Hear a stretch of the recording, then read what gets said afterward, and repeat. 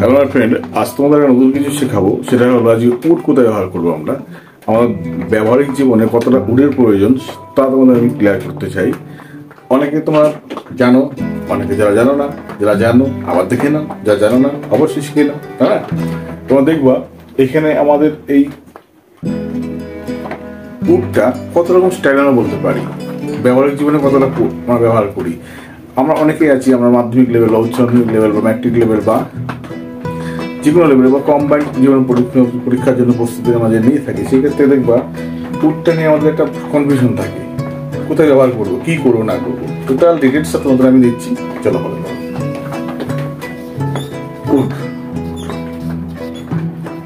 এটাকে যদি আমরা দেখি, এর পরিচয় হলো modern auxiliary verb.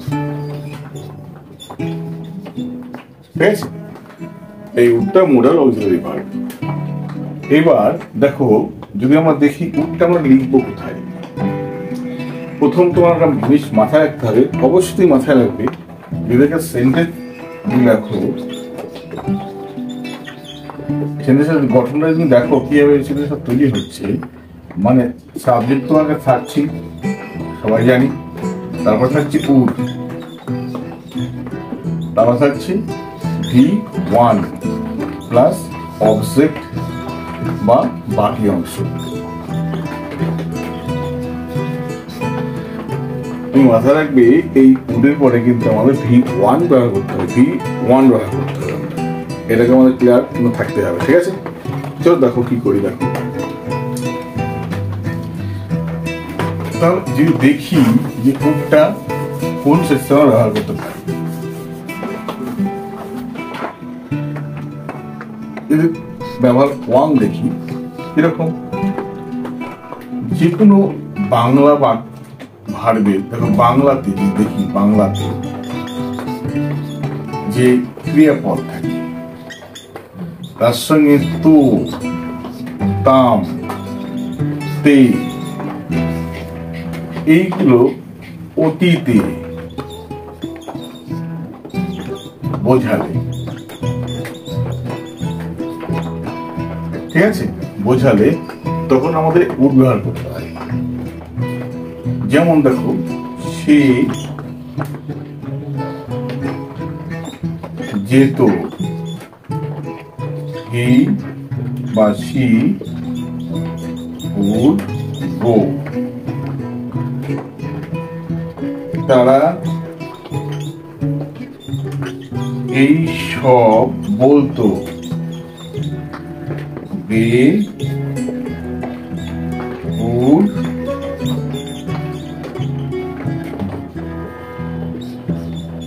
tell this। দেখো, এই অতীতে যেতাম, খেতাম, বলতাম, শুনতাম, এই যে তাম ব্যবহার করছি, বা তো, তাম, তে, এই অতীতে কোনো আমরা কাজ করতাম, এই যে কাজটা বোঝাতাম আমরা, সে অতীতের কাজ বা কাহিনী অবলম্বনে যে বাক্য তৈরি করতাম, সেক্ষেত্রে আমরা এই স্টাইলে করতাম বাক্য। এবার তুমি মনে করলে না, এটা আমরা তো গেল অতীতের কাহিনী, এটা 1 নম্বর ব্যবহার গেল। এই উদ্দে কিন্তু আমরা বর্তমানের কাজকে বোঝাই, উদ্দে কিন্তু আমরা বর্তমানের কাজকে বোঝাই। কেমন দেখো, কখনো ক্ষেত্রে আমরা কি বলে থাকি, দেখো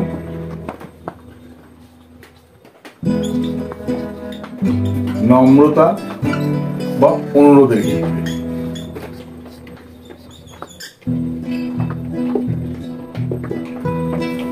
এই নম্রতা অনুরোধের ক্ষেত্রে আমরা কি ব্যবহার করি, উড ব্যবহার করি। কিরকম ব্যবহার করে দেখো, বলছি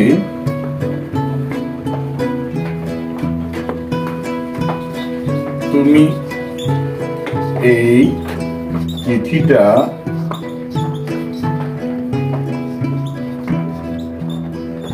পোস্ট করে দিও,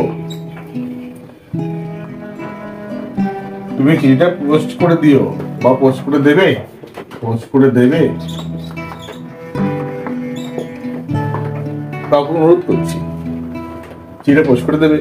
এই যে অনুরোধটা যখন করছি, তাহলে তখন উড দিয়ে কাজ করবো। দেখো, would you post the letter. Would you post the letter, এই would you post the, would ইউটা এটা অ্যাকশন, আর পোস্ট দ্য লেটার এটা যদি আমার বাংলা সেন্স থাকে, রুদ্ধতর মুখ্যতর যে সেন্সটা থাকে, আমরা এটা অ্যাকশন উচ্চারণ করবো, এটা অ্যাকশন উচ্চারণ করবো। Would you post the letter, ঠিক আছে? Would you post the letter, তোমরা কি চিঠিখানা পোস্ট করে দেবে? তুমি কি চিঠিখানা পোস্ট করে দেবে? এই স্টাইলে আমরা বলবো, তাই না? তাও তুমি বলুন কি বলতে পারো?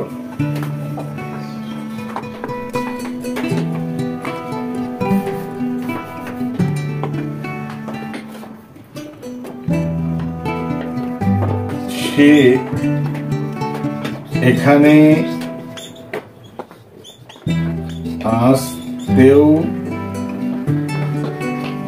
তো পারে, জিজ্ঞাসা ছিল, সেখানে আসতেও তো পারে, অন্তত পারে না, সে তো এখানে আসতেও পারে। সেখানে ইউভার দেখো,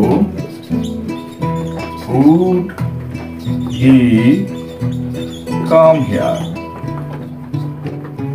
would he come here, সেখানে আসতে তো পারে। তাহলে আমরা দেখো কিন্তু অনুরোধ, নম্রতা এই প্রকাশ করতে গেলে আমার স্পোকেন ইংলিশে বা আমার ব্যবহারিক জীবনে কিন্তু ওটা ব্যবহার করতে পারি। ওকে, চলো আরেক স্টেপ শিখি আমরা।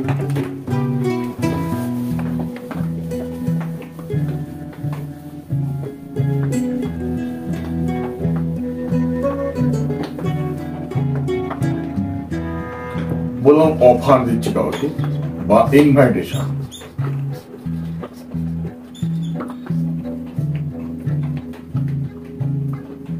অর্থাৎ প্রস্তাবের ক্ষেত্রে আর নিমন্ত্রণের ক্ষেত্রে।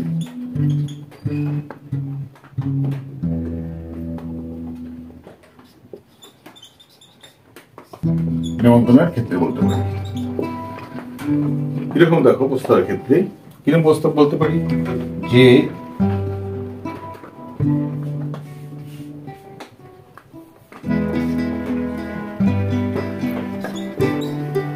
চা খাবে নাকি,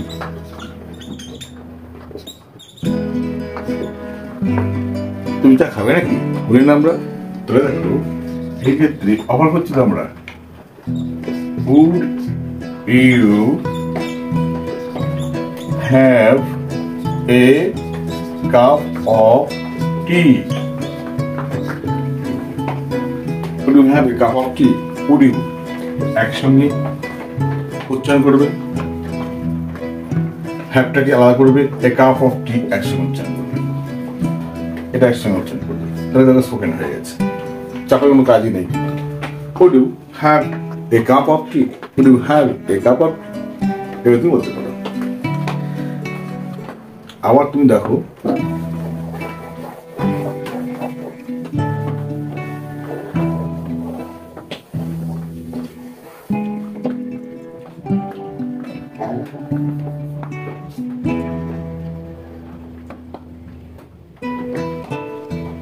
তাকে আজ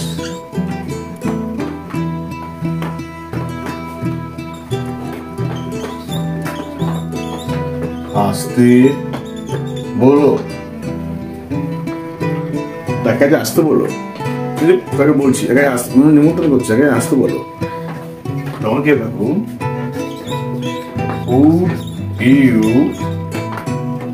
would you invite him to come, এই বলতে পারো। অথবা would you call him to come, would you tell him to come, যা কিছু তুমি বলতে পারো। এই যে আমরা নিমন্ত্রণ করছি, তাই না? এই ক্ষেত্রে কিন্তু আমরা পরিণত ব্যবহার করতে পারি, তাই না? কত সহজেই কিন্তু আমরা শিখে যাচ্ছি, তাই না? অন্য জায়গায় অসুবিধা হলে, অন্য জায়গায় কিছু মনে হচ্ছে স্কিপ করে যাচ্ছি, বলবে আমি সেখান থেকে আবার নতুন করে ধরিয়ে দেবো।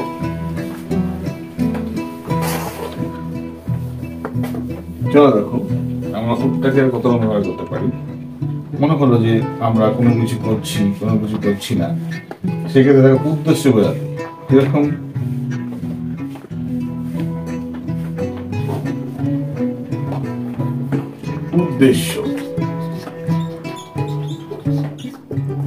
উদ্দেশ্য বা লক্ষ্য, এরকম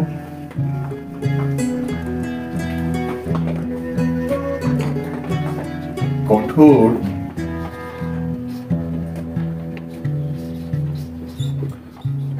পরিশ্রম করে আমি জীবনে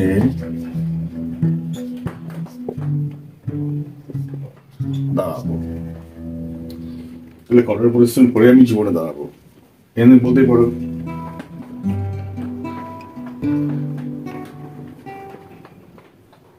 I would work hard and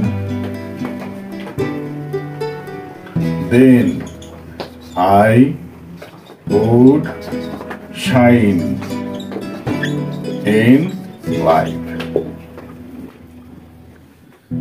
I would work hard and then I would shine in life. এবার অনেকে বলতে পারো যে আয়ের পরে তো সুদ হওয়া উচিত ছিল।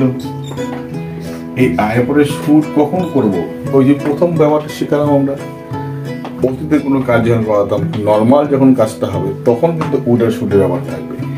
আর যদি দেখা গেলো উদ্দেশ্যটাকে বোঝানো হয়, তাহলে কিন্তু খালি সুদ না লিখে উডটাকে লিখতে হবে।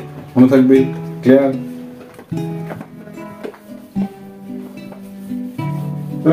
এবার দেখো, যদি আমরা দেখতে চাই যে না এখানে এইভাবে বললাম, আমার কি বলতে হবে? দেখো যে আমাদের আবেগ,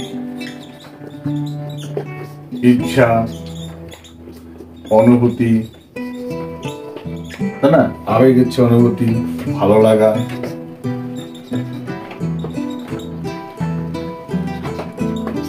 পছন্দ, আর কি বলতে পারো, এইসব বিষয়গুলো থাকলে, হ্যাঁ, এইসবগুলো পছন্দ, খুশি, তারপরে তোমার কি বলতে পারো এখানে যত্ন,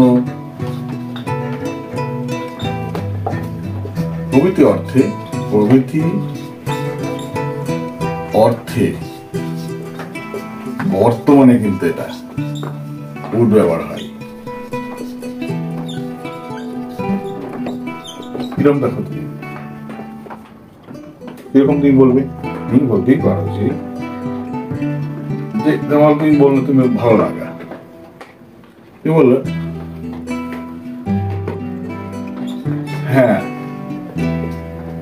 আমি চা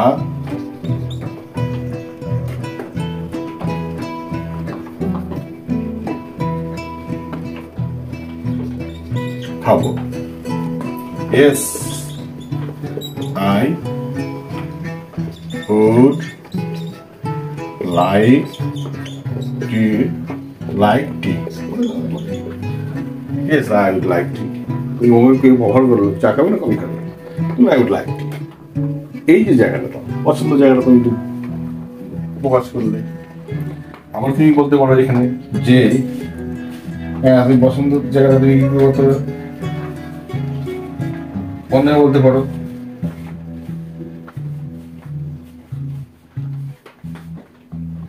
যে তারা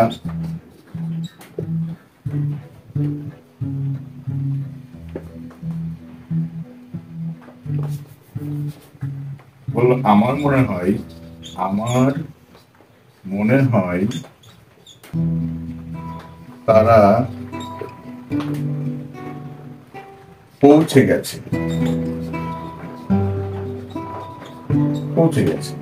আই থিঙ্ক,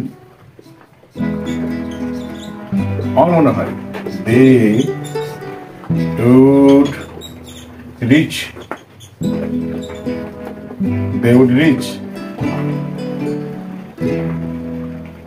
দেয়ার, তারা পৌঁছে গেছে। I think they would reach there, তারা পৌঁছে গেছে, অনুমান, একটা অনুভূতি, হয়তো পৌঁছে গেছে, অনুভব করছে না পৌঁছে গেছে। এই জায়গাটা ক্ষেত্রে কিন্তু আমরা এই উডটাকে কিন্তু ব্যবহার করতে পারি।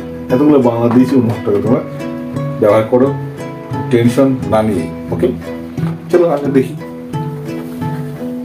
দেখো, উডটাকে কিন্তু আমরা একদম গ্রাউন্ড লেভেল থেকে শিখবো। ওখানে যদি কোনো রকম কোনো বিষয় যদি আমাদের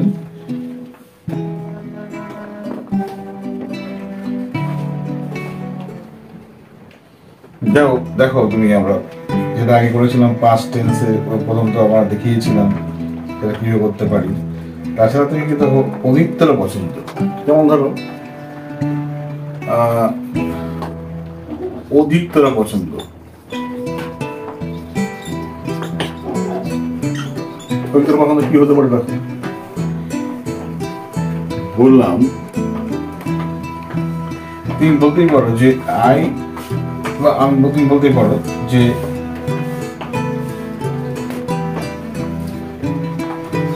আমি বরং মরে যাব, কিন্তু ভিক্ষা করব না।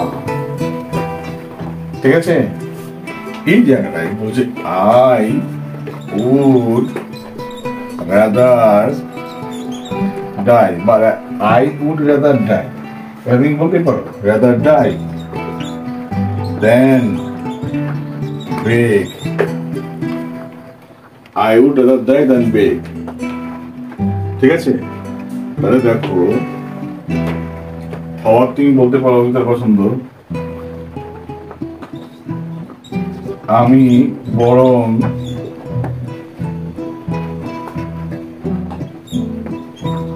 বাড়ি যাই, I would rather return, return home, I would rather return home। তাহলে দেখো, তাহলে এই যে আমার 6-7 রকমের ব্যবহার শিখলাম, এই উডটা কিন্তু জীবনে আমরা ভুলবো না। ঠিক আছে, কোন রকম ব্যবহার করতে গিয়ে যদি কোনো রকম অসুবিধা হয় আমাকে বলো, যাদের ভালো লাগলো, যারা শিখোনি তারা শিখে নাও, আর যারা জানতে তারা ঢালিয়ে নাও বিষয়টাকে। ঠিক আছে, থ্যাংক ইউ। চলো করে জেনারেট করো। ওকে, ধন্যবাদ।